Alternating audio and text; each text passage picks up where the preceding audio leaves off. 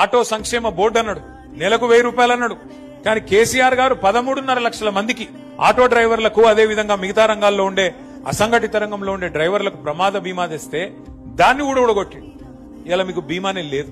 పోయినసారి సతీష్ ఆత్మహత్య ప్రయత్నం చేసినప్పుడు ఎల్లారెడ్డిపేటలో ఆ అశ్విని దవాఖానకు పోతే అక్కడ బయటకు వచ్చినాక నేను ఆగన్నకు, మన రామ్మోహన్ కు, మనోళ్ళందరికీ చెప్పి అట్లా కాదు, మనమన్నా చేద్దాం, ఈ ప్రభుత్వానికి సిగ్గు రావాలి, వీళ్ళకి నిజంగా సిగ్గు లేదు, ఉన్నది కూడా ఊడగొట్టిండి ఈయన అని చెప్పి ఆలోచించి లెక్కలు తీయమని తీస్తే మనోళ్ళు ఏం చెప్తున్నారంటే దగ్గర దగ్గర 7 నుంచి 8 వేల మంది ఆటో డ్రైవర్లు ఉంటారు మన రాజన్న సిరిసిల్ల జిల్లాలో అని చెప్పింది. ఇంకొక మాట కూడా నేను మీకు ఇస్తా ఉన్నా ఈరోజు. ఒక్క ప్యాసింజర్లు మాత్రమే కాదు, ప్యాసింజర్ ఆటోలు మాత్రమే కాదు, ట్రాలీ ఆటోలు గాని, వ్యాన్లు గాని, అట్లాగే జీపులు గాని, లారీలు గాని, టాక్సీలు గాని, ట్రాక్టర్లు గాని, వాళ్ళ లిస్టు కూడా తీయండి.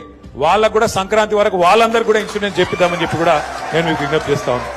చాలా చాలా సంతోషం, మంచిగా అనిపించింది. లక్ష్మీనరసింహారావు గారు మాట్లాడితే వారు అన్నారు వాళ్ళకు ఆరోగ్య సమస్య వస్తే నేను కార్డు ఇస్తా, మా కరీంనగర్లో మా చెల్మేడ ఆనందరావు దవాఖాన ఉంది, ఆ దవాఖానాలో ఉచితంగా వైద్యం ఇప్పిస్తా అన్నారు. వారికి కూడా గట్టిగా సపట్లు కొట్టి ఒకసారి అభినందనలు చెప్పాలని చెప్పి కూడా నేను కోరుతా ఉన్నాను.